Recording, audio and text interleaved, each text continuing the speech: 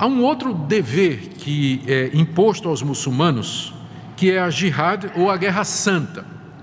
Mas isso aqui é a controvérsia. A palavra jihad, que ficou conhecida no mundo, né, pelo noticiário, né, é a chamada guerra santa, ela significa esforço. E os comentaristas que querem abrandar a situação, eles dizem que o esforço aqui que aparece no Alcorão, a jihad, ela é um esforço pessoal para o muçulmano se aperfeiçoar e obedecer às leis de Alá.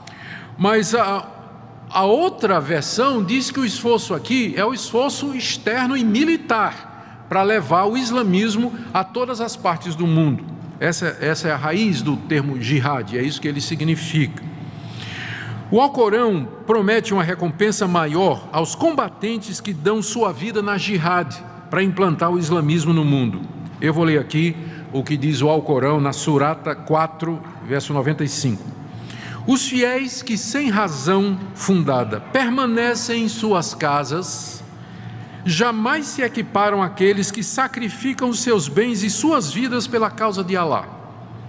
Alá concede maior dignidade àqueles que sacrificam seus bens e suas vidas do que aos que permanecem em suas casas.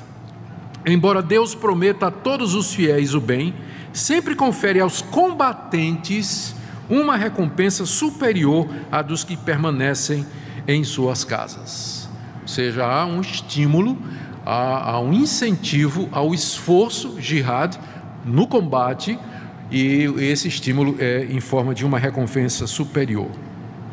Para os sunitas, a jihad é uma obrigação circunstancial. Pode haver situações em que o islâmico vai se envolver na Guerra Santa. Mas para a primeira geração após Maomé, a jihad era um dever obrigatório.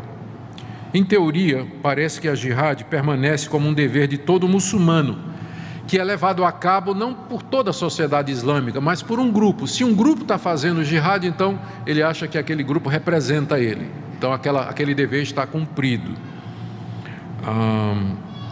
Isso tem que ser feito até que o mundo todo se torne islâmico. Era no início o dever de cada califa mobilizar o exército anualmente para fazer guerra com países não muçulmanos.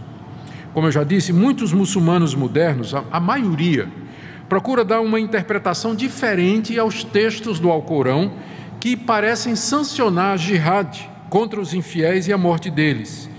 E a grande maioria dos muçulmanos vai dizer que é contra a jihad e o terrorismo moderno, né, como é feito. E aí vem a pergunta: o islamismo é uma religião que promove a violência necessariamente?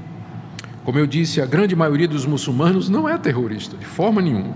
Na verdade, a lei religiosa islâmica, ela proíbe a matança intencional de não combatentes no campo de batalha, proíbe o suicídio. Parece que é uma visão pequena, de uma minoria pequena que permite estas coisas. Mas a verdade é que todos os comentaristas que eu consultei, eles vão dizer que o Alcorão traz passagens que podem facilmente ser interpretadas como estimulando a jihad. O que eu fiz então foi copiar essas passagens e trazer para vocês. Eu vou ler. Trechos do Alcorão que podem ser usados para justificar a jihad, ou a guerra santa. Na segunda surata, 190 a 193. Combatei pela causa de Deus aqueles que vos combatem. Porém, não pratiqueis agressão, porque Deus não estima os agressores.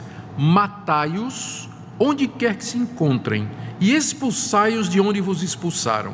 Não os combatais nas cercanias da mesquita sagrada, a menos que vos ataquem. Mas se ali vos combaterem, matai-os. Tal será o castigo dos incrédulos. E combatei-os até terminar a perseguição e prevalecer a religião de Deus. Quarta surata, verso 89.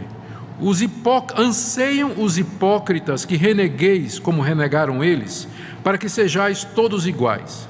Não tomeis a nenhum deles por confidente, até que tenham migrado pela causa de Deus. Porém, se rebelarem, capturai-os. Então matai-os, onde quer que os acheis, e não tomeis a nenhum deles por confidente, nem por socorredor. Então o Alcorão proíbe que o muçulmano tenha por confidente quem não for muçulmano, Então, para o muçulmano fiel, é muito difícil, por exemplo, ser amigo de verdade de um cristão ou de um judeu, porque existe essa proibição. Ele vai desenvolver, os muçulmanos podem ser os melhores vizinhos do mundo, e são bem pacíficos nos países em que eles moram, mas a confidência, amigo íntimo, é só para quem é muçulmano também, não é? Não pode ter um confidente fora da fé islâmica. A quarta surata, verso 91: encontrareis outros que intentarão ganhar a vossa confiança, bem como a de seu povo. Toda vez que forem chamados à intriga, nela sucumbirão. Se não ficarem neutros em relação a vós, nem vos propuserem a paz, nem tampouco contiverem as suas mãos, capturai-os e matai-os onde quer que os acheis, porque sobre isso vos concedemos autoridade absoluta. Aqui Maomé está autorizando os exércitos a capturar e matar aqueles povos que foram conquistados e que não quiserem se converter ao islamismo. Nona surata, de 4 a 5. Cumpri o ajuste com os idólatras. Aqui é uma regulamentação sobre a guerra. Se o exército islâmico dominar um povo e aquele povo aceitar fazer a paz, então pode fazer um acordo de paz. Inclusive, esse povo conquistado pode permanecer com a sua religião se pagar uma determinada esmola ou taxa.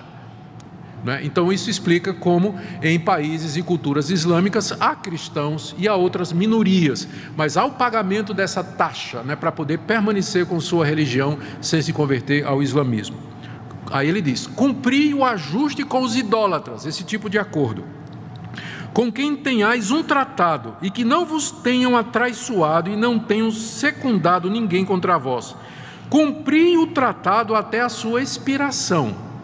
Sabei que Deus estima os tementes. Mas quanto os meses sagrados houverem transcorrido, matai os idólatras, onde quer que os acheis.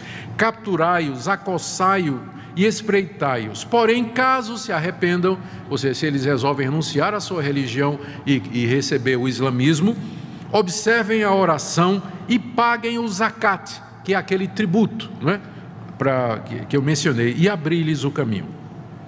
Quinta surata, 33. O castigo para aqueles que lutam contra Deus e contra o seu mensageiro, que é Maomé, e semeiam a corrupção na terra, é que sejam mortos ou crucificados, ou lhes seja decepada a mão e o pé opostos, ou banidos. Tal será para eles um aviltamento nesse mundo, e no outro sofrerão um severo castigo. Estas são passagens do próprio Alcorão, e que essas linhas mais radicais do islamismo interpretam como sendo a autorização de Alá para fazer a jihad ou a guerra santa, capturar povos e submeter esses povos à conversão forçada. Caso não, eles têm que pagar o tributo até um determinado tempo. Depois desse tempo, ou se converte, ou a possibilidade está aberta para fazer a guerra santa também. Como eu disse, tem diferentes linhas de interpretação. Há grupos que entendem que essas passagens e outras autorizam a jihad, como eu falei, até que o mundo todo se torne islâmico. Mas, como eu disse, boa parte, a maioria dos islâmicos, eles até vão dizer: olha, isso aqui até pode acontecer, não é, em determinada situação, mas a gente quer paz, nós não queremos, de fato, guerra nem nada. Mas há alguns aspectos do islamismo que contribuem para que acabe se tornando uma religião onde há grupos que entendem que o avanço pode ser feito pela violência. Primeiro, o conceito de conversão. No cristianismo, a conversão é interna. Para que uma pessoa se torne cristã, ela tem de coração de acreditar que Jesus ressuscitou dos mortos e que Ele é o Filho de Deus. E aí ele faz a declaração pública. Se uma pessoa se diz cristã, mas não crê no coração, a gente chama ela de hipócrita, não é? E, na verdade, diz que ela não é cristã. Mas no islamismo a conversão é externa. Você tem que fazer os 5 pilares. E os 5 pilares são atos externos: esmola, jejum, peregrinação, confissão e oração. Então, já que a conversão ela pode ser imposta, você pode entender porque que o islamismo ele facilita, o avanço e a conquista de povos pela espada e a conversão forçada, já que é algo externo. Os 5 pilares são deveres externos que identificam o muçulmano. Também o conceito de terra. O cristianismo não tem terra. Não existe isso de país cristão, mas o Islã tem. O Islã se entende como um Estado, ele tem um território geográfico, e a perda daquele território significa uma perda. A guerra é declarada para tomar de volta a terra que é de Deus, e aquilo que eles conquistarem é de Alá. Então, por conta disso, o islamismo ele tem essa visão de fazer guerra, de conquista, de lutar pela terra e se apoderar dela. Isso explica em grande parte o conflito entre árabes e judeus, a briga pela terra que os árabes consideram que, na verdade, é de Alá.